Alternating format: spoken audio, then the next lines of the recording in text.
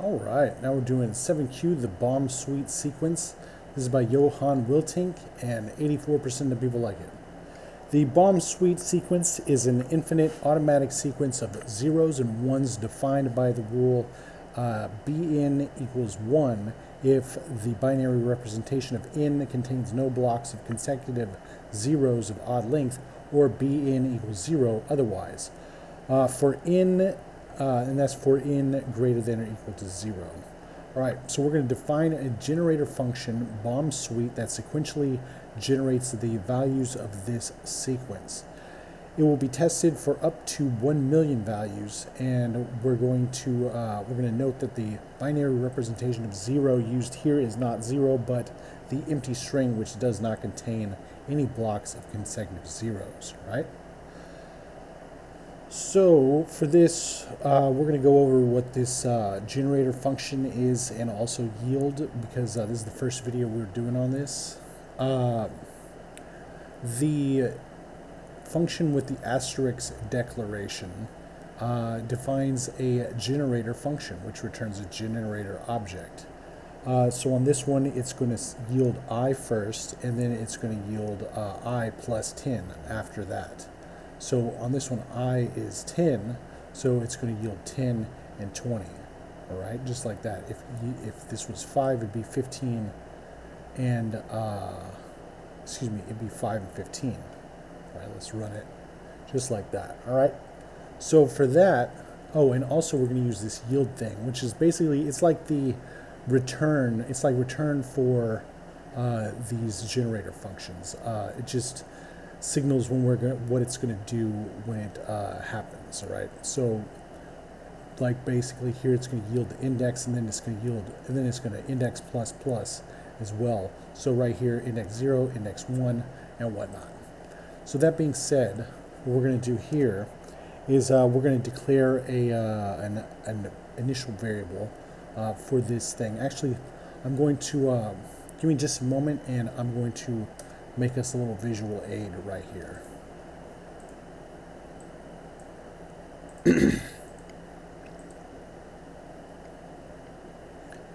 All right, so on this one, this is basically what we got. You've got a list of 1 through 19, 0 through 19, and then this is the binary representation of each one of these digits, and these are the number of, and every one with a 1 has the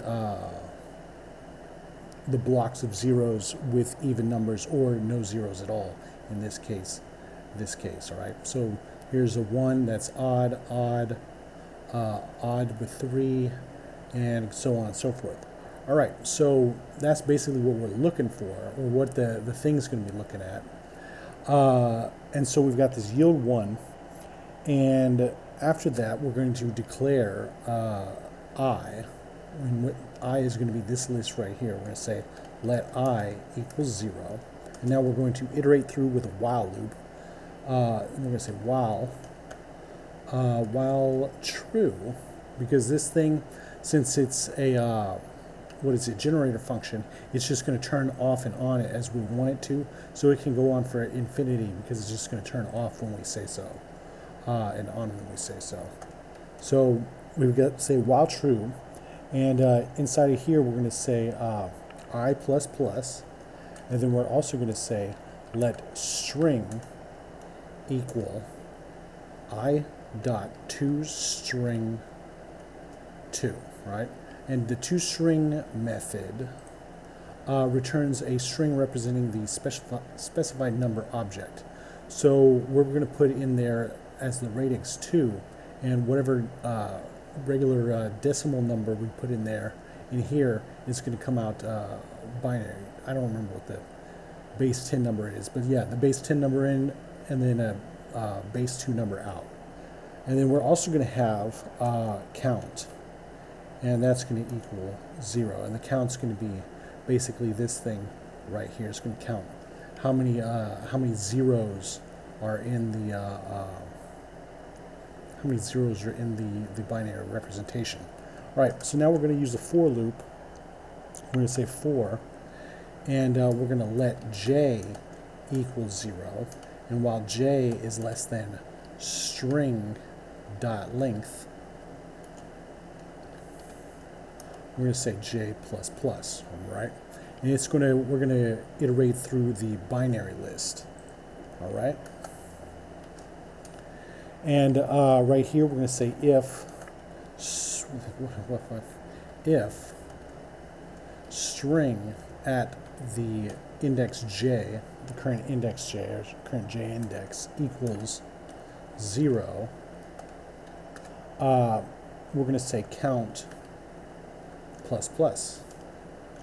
All right, and else if, like, let's say we run into a 1, or we run to the end of the string, else if we're going to say count equals 0, resetting it back, like resetting it back to 0 for the next time we start counting again. And if we do find a what is the word? If we do find an odd number of what is it? No, once we get to the end, or if we find an odd number of them, we're going to say else break. All right. Pardon me. Is that what we're doing? I know it's else break, but all right. So if this equals 0, yeah, if it's a number, if it's a 1, we're going to reset it back to 0, or else we're going to break. All right, cool. So now, after that, after we get out of, we're breaking because we're in this infinite loop. Yeah, so whenever we hit the 1 and it gets to the end, we're going to break. All right, makes sense. All right, so now what we're going to do is we're going to say if the count is even,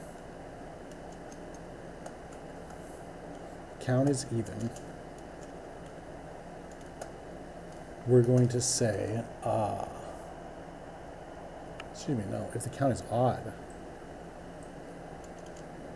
what we're going to say is,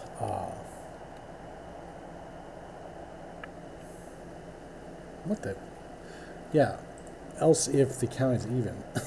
Count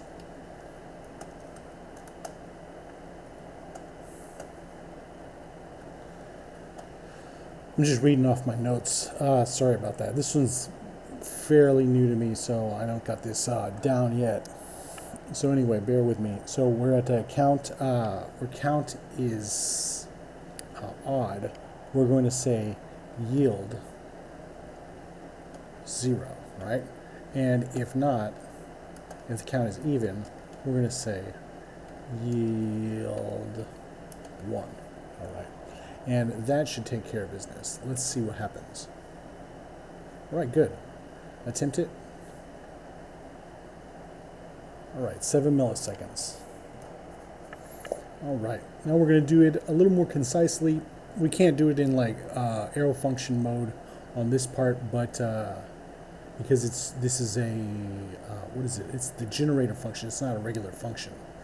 So what we're going to do here is we're going to declare. We're going to start with a for loop. We're going to say for, and we're going to say let I equal 0 as usual, and while I is less than 1,000,000, because on this one it goes up to 1,000,000. We're going to say I plus plus. All right.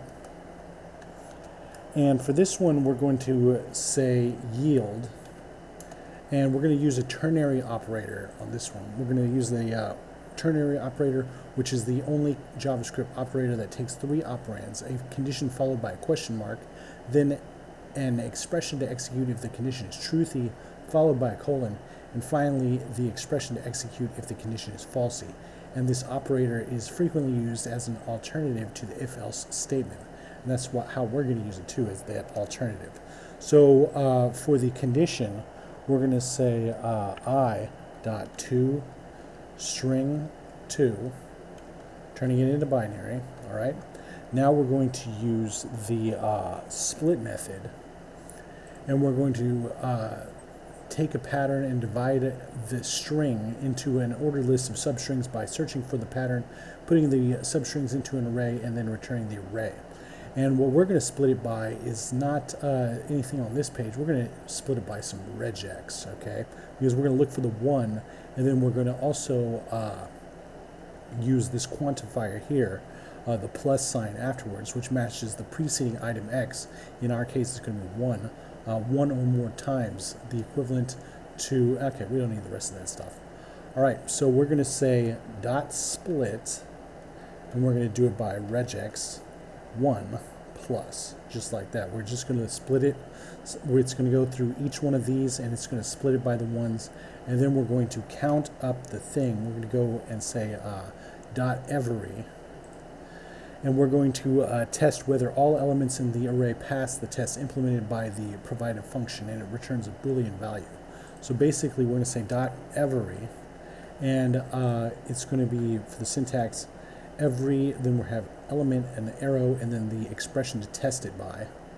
And so we're going to say dot every and element arrow, and we're going to say here, we're going to test it by saying if its element dot length, what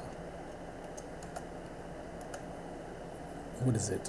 Remainder operator 2 equals 0. So basically, is if the zeros dot length is even, or I just doesn't even exist, I equals 0. So if this is the case, we're going to return a 1, and if not, if it's odd, we're going to return a 0, right? Now let's test it out. And there we go. Attempt it. 11 milliseconds. Oh my goodness. All right, whatever. So let's go back all the way to the long one. It's kind of a pain because the short one was the good one last time, but whatever. I guess that's happened sometimes. So let's test it out one more time. Attempt it. 9 milliseconds, submit it. All right, because this is my second go through on this thing. We had audio problems the first time. So now we've got both methods. I'm going to say best practice on both of them. I already very much like this one, and we'll see you next time.